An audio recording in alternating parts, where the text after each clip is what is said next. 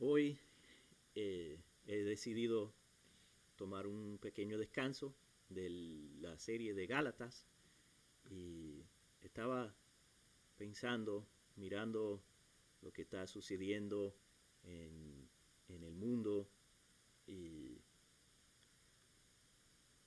hemos visto mucha inestabilidad y mucha incertidumbre en el mundo hoy, particularmente en estos días que estamos a 2 días de las elecciones y hay protestas que se vuelven violentos y las elecciones tan polarizantes, cada quien está agarrando por su lado y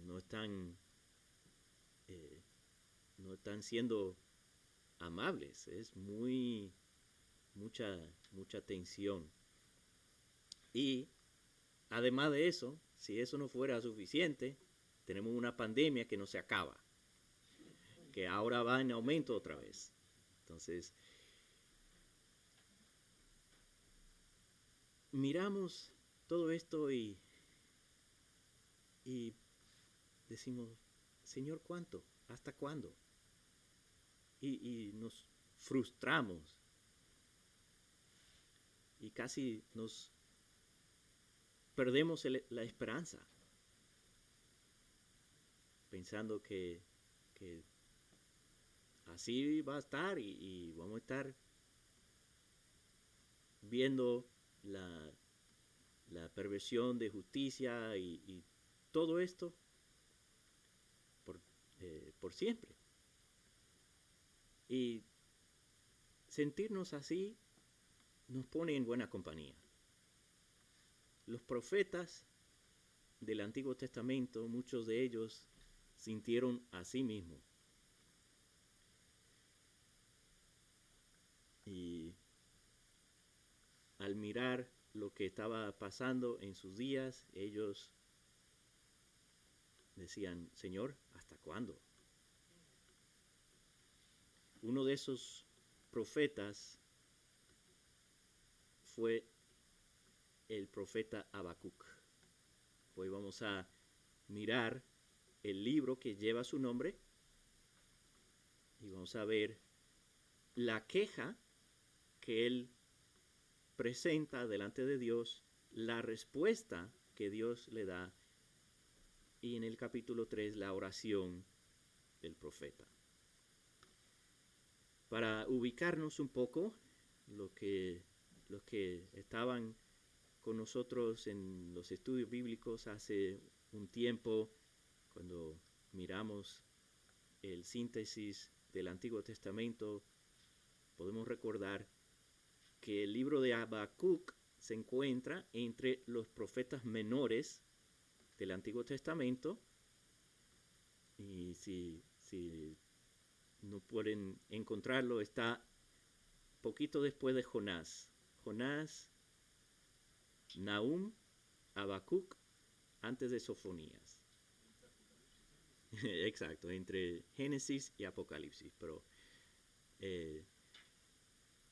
es un libro corto, 3 capítulos, pero tiene mucho que decirnos.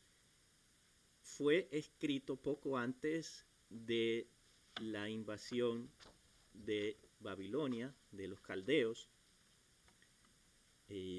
Más probable fue antes de la primera invasión, que fue en el año 607 antes de Cristo.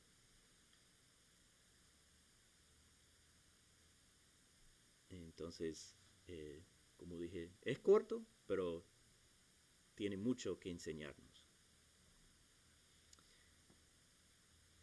Habacuc comienza el libro clamando por justicia. Él ve lo que está pasando ahí en Jerusalén, en Judá, que la justicia se está pervirtiendo y están aprovechando uno del otro y la maldad está rampante.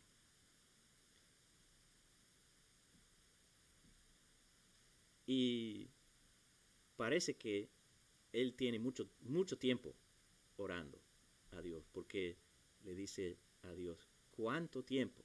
Vamos a leer los versículos 1 al 4 del capítulo 1 para darnos el contexto. La profecía que vio el profeta Habacuc. ¿Hasta cuándo, oh Jehová, clamaré y no oirás? Y daré voces a ti a causa de la violencia y no salvarás.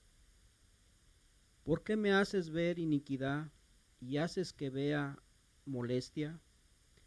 Destrucción y violencia están delante de mí, y pleito y contienda se levantan, por lo cual la ley es debilitada y el juicio no sale según la verdad, por cuanto el impío asedia al justo, por eso sale torcida la justicia. Entonces, él está viendo estas injusticias y está orando, clamando a Dios. ¿Hasta cuándo esto va a pasar? ¿Cuándo es que ellos, los que están haciendo mal, van a recibir las consecuencias de su maldad? Y nosotros no somos así a veces. Que cuando vemos a nuestro alrededor y vemos la injusticia y la violencia y parece que Dios no está haciendo nada. Lo que aprendemos es que debemos persistir en la oración. No debemos cansar de orar. Y también que podemos presentar nuestras quejas delante de Dios si lo hacemos de la misma manera que hizo el profeta, y que podemos confiar que tarde o temprano Dios hará justicia.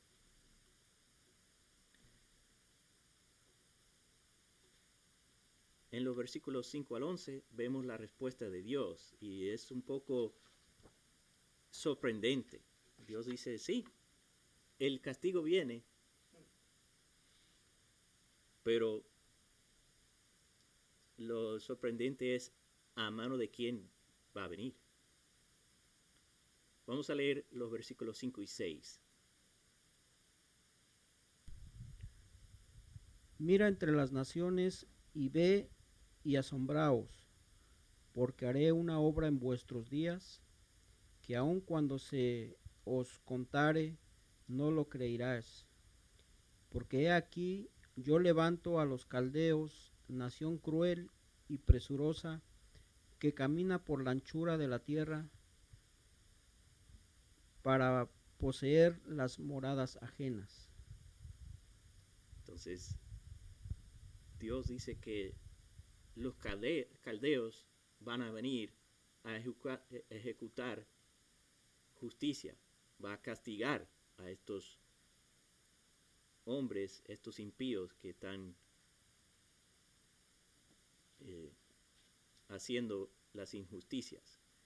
Y notemos que Dios no da oportunidad, no dice, dile al pueblo arrepéntense y quizás se puede evitar. No, este es un hecho, esto va a pasar. Ellos vienen. Y esta respuesta es muy chocante al profeta. Habacuc dice, no, ellos, ¿cómo va a ser? Vamos a leer los versículos 12 y 13.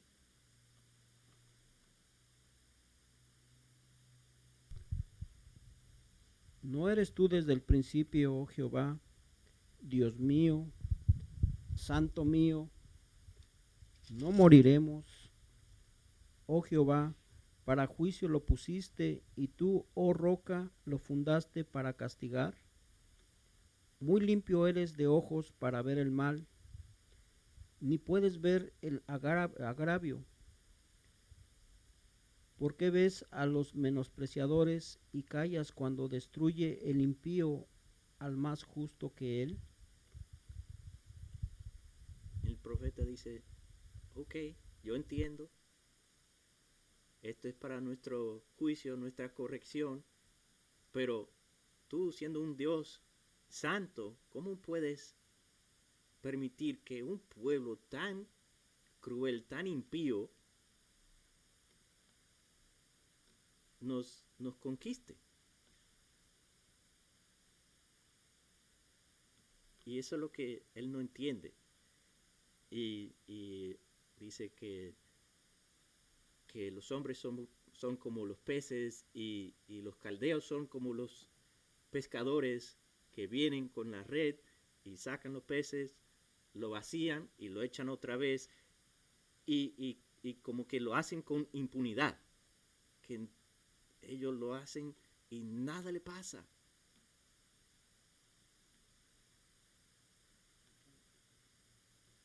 Y ellos no solo fueron crueles, sino también eran orgullosos y destruían a todos los que trataban de oponerse. Finalmente, el capítulo 2, versículo 1, el profeta dice, bueno, yo voy a mirar, voy a esperar, voy a ver qué respuesta voy a recibir de Dios a mi queja. A partir del versículo 2, ahí en el capítulo 2, vemos la respuesta de Dios. Vamos a leer los versículos 2 y 3. Y Jehová me respondió y dijo, escribe la visión y declárala en tablas para que corra el que leyere en ella. Aunque la visión tardara aún por un tiempo, mas se apresura hacia el fin y no mentirá. Aunque tardes, espéralo, porque sin duda vendrá, no tardará. Ahí vemos que, ¿qué le dice Dios? Escriba esto. Es tan seguro que esto va a pasar que tú lo puedes escribir. Escríbalo. Y el versículo 3 dice, espéralo. Tú piensas que está tardando, está tomando mucho tiempo en venir, pero va a llegar y va a llegar en su justo tiempo. No va a llegar tarde. Dios nunca llega tarde.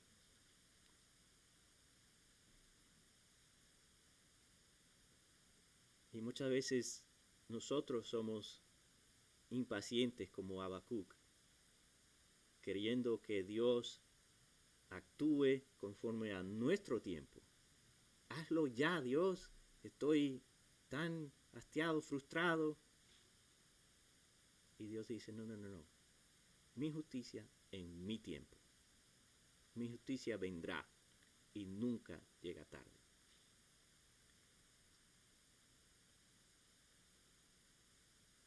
Aunque pensamos que está tardando mucho, Dios castiga en su justo tiempo.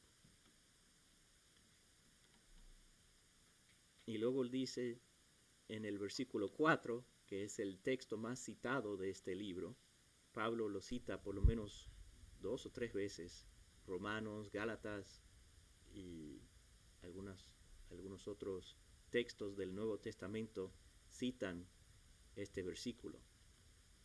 Y lo que vemos aquí es un contraste entre el impío y el justo. Vamos a leer el versículo, el 2:4. He aquí que aquel cuya alma no es recta se enorgullece, mas el justo por su fe vivirá. Entonces, describe al impío como el cuyo alma no es recta. Y ¿qué es lo que le caracteriza? Es el orgullo. Mas el justo vive por fe. El orgulloso se cree autosuficiente, que puede hacerlo todo. Pero el justo reconoce que necesita a Dios y pone su fe en Él. Y eso es lo que dirige su vida. Es su fe en Dios, confiando en Dios y poniendo su fe en Dios, como dice en el Nuevo Testamento, no tan solo vive aquí en la tierra por fe, sino esa fe Dios le da vida eterna a través de Cristo.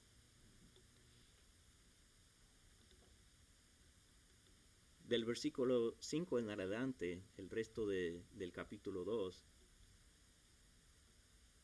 Dios pronuncia juicio sobre los caldeos y lo hace a través de 5 ayes que se encuentran en los versículos 6, 9, 12, 15 y 19. Pero antes de eso, el versículo 5 habla del vino y usa esa ilustración, esa imagen para hablar del poder. Los caldeos estaban borrachos con el poder. Ellos, mientras más conquistaban, más querían conquistar.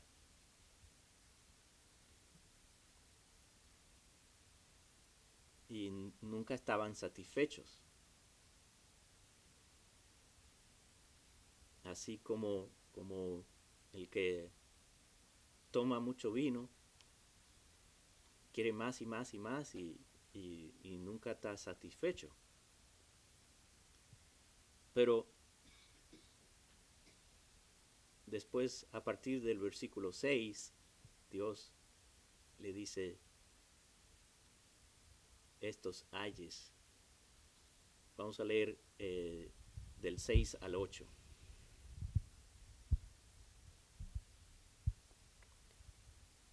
No han de levantar todos estos refrán sobre él y sarcasmos contra él, dirán: ¿ay del que multiplicó lo que no era suyo?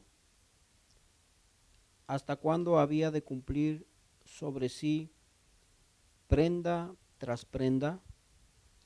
¿No se levantarán de repente tus deudores y se despertarán los que te harán temblar y serás despojo para ellos? Por cuanto tú has despojado a muchas naciones, todos los otros pueblos te despojarán a causa de la sangre de los hombres y de los robos de la tierra, de las ciudades y de todos los que habitan en ellas. Entonces ellos iban despojando una ciudad tras otra y Dios dice: algún día tú serás despojado. Las naciones te van a despojar por lo que ustedes hicieron. Y en los versículos 9 al 11 les reclama por utilizar ganancias deshonestas para tratar de asegurarse contra las calamidades.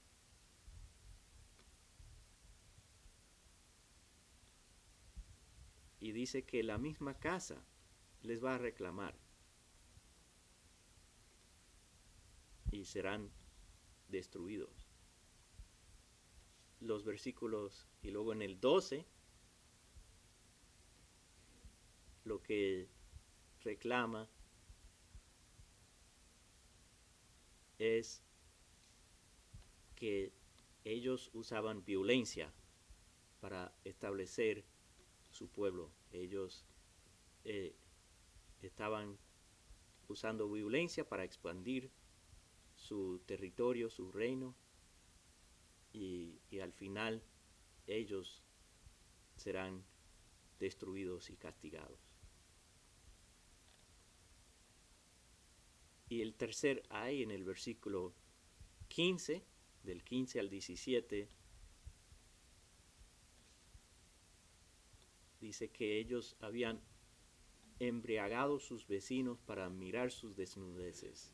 Ellos tomaban, se aprovechaban de los otros países que ellos conquistaban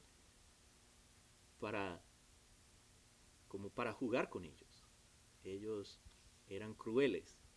Y Dios le dice, ahora te toca a ti. Y va a ser de mi copa, que ustedes van a beber y se van a embriagar y serán castigados. Todo lo que ellos hacían a las otras naciones se les iba a hacer a ellos. Y en los últimos, los versículos 18 al 20, vemos que ellos estaban confiando en sus ídolos, sus dioses de madera, oro, plata, que no eran vivos, no tenían aliento, ni podían hablar. Dios dice, ay de aquel que dice a un palo que tú eres mi Dios. Y en el versículo 20 vemos el contraste, que Dios es completamente el opuesto de los dioses de ellos, que son muertos. Dios es un Dios vivo, que habla, y toda la tierra se calla delante de él.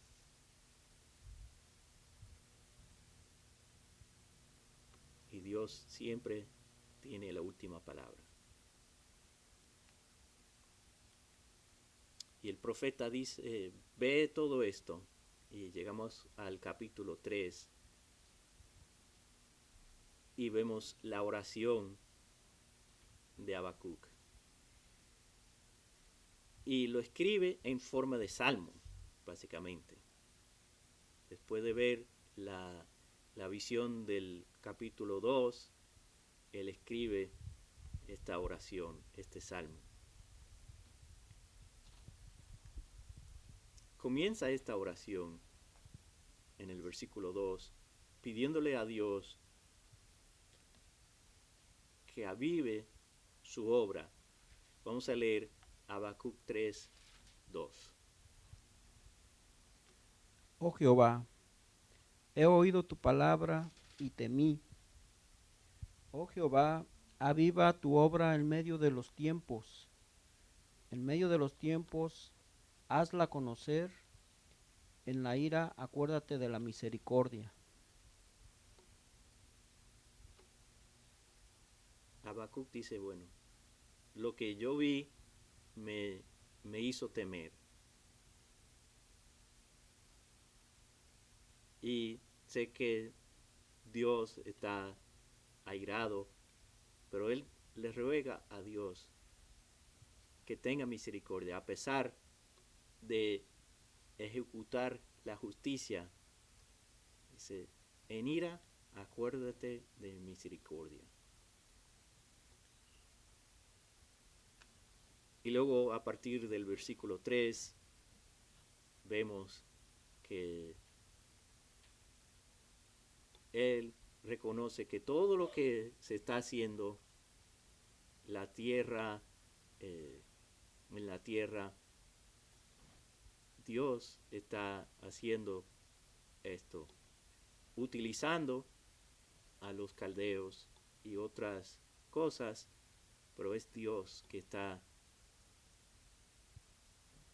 juzgando, haciendo justicia en la tierra. Y el versículo 13 nos dice por qué Dios lo hace. Vamos a leer el versículo 13. Saliste para socorrer a tu pueblo, para socorrer a tu ungido, traspasaste la cabeza de la casa del impío, descubriendo el cimiento hasta la roca. ¿Por qué Dios está haciendo justicia, castigando las naciones? Para salvar a su pueblo.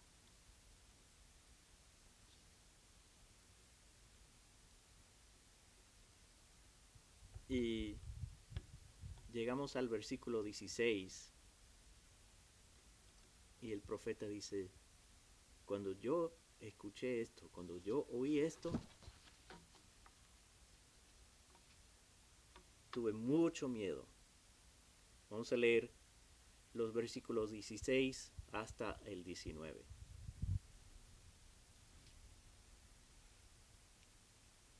Oí y se conmovieron mis entrañas, a la voz temblaron mis labios, pudrición entró en mis huesos y dentro de mí me estremecí.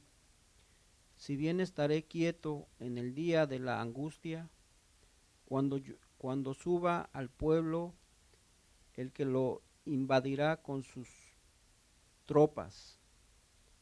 Aunque la higuera no florezca, ni la vides haya frutos, aunque falte el producto del olivo, y los labrados no den mantenimiento, y las ovejas sean quitadas de la majada, y no haya vacas en los corrales, con todo, yo me alegraré en Jehová, y me gozaré en el Dios de mi salvación.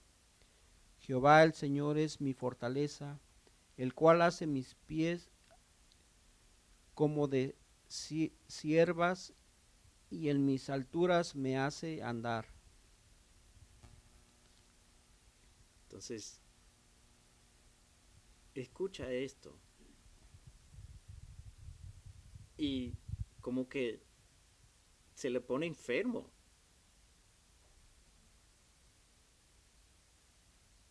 Físicamente enfermo le pone. Y él dice, bueno, no puedo hacer nada más que esperar tranquilamente que esto pase. Y en el 17 dice, aunque no hay nada, se acaba la comida, se acaba todo.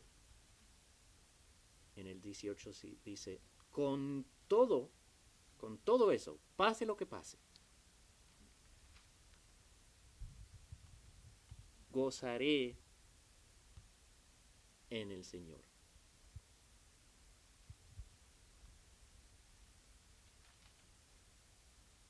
¿Por qué? Porque es el Dios de mi salvación. Y el Señor es mi fortaleza. Dice, ellos pueden quitar todo, lo material, pero no pueden quitar la salvación. Podemos tener una economía que está por el suelo y podemos estar de cheque en cheque y tenemos pasando por dificultades, pero nosotros que hemos sido salvados por Dios podemos gozar en Él, porque Él nos ha salvado, Él es nuestra fortaleza. Y dice en el versículo 19, me hace mis pies como los de la sierva, que es segura. Ellos pueden correr y no tropiezan. Y ellos pueden andar en lugares altos y no se caen.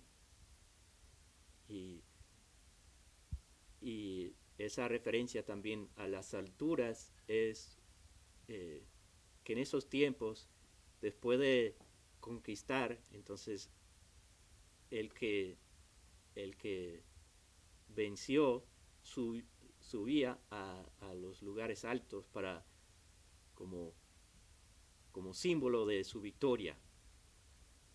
Yo estoy arriba y ustedes abajo, literalmente. Entonces, nosotros, si estamos alegrándonos en el Señor y gozándonos en el Dios de nuestra salvación, Él es nuestra fuerza y Él nos pone en los lugares altos. Nosotros venceremos a través de Él. Como dice Pablo en Romanos 8, somos más que vencedores. No hay nada que nos puede vencer si estamos en Cristo. Y eso debe ser nuestra actitud al enfrentar estos tiempos tan inciertos, tan turbulentos. Esto nos debe consolar que Dios está en control, Dios hará justicia, pero también Dios nos ha salvado, es nuestra fortaleza y nos va a guardar. Ahora, si no conoces a Dios, no has sido salvado, no has puesto tu fe en Él, entonces sí, tenle miedo. Pero Dios dice, Dios te invita a venir a Cristo, poner tu fe en Él y Él te salvará y estarás seguro, aún en medio de las tribulaciones. Oremos. Señor, te damos gracias por tu palabra, por esta profecía, este libro, aunque es corto, es una mina de tesoro. Tiene mucho que decirnos. Ayúdanos a tener la misma actitud que tuvo Habacuc, de esperar tranquilamente y a confiar en ti a pesar de todo lo que pueda pasar. Pase lo que pase, con todo me alegraré en Jehová, me gozaré en el Dios de mi salvación. Jehová Dios es mi fortaleza. Ayúdanos a recordar eso y confiar en ti y no afanarnos por lo que vemos alrededor, pero a seguir clamando a ti que hagas justicia. Y si hay alguien que no te conoce, ayúdale, dale ojos para ver su situación, su condición delante de ti. Dale fe, dale arrepentimiento para que pueda venir a ti, a poner su confianza en ti y que tú seas su fortaleza y su gozo en medio de estos tiempos tan difíciles. Pedimos todas estas cosas en el nombre de Cristo.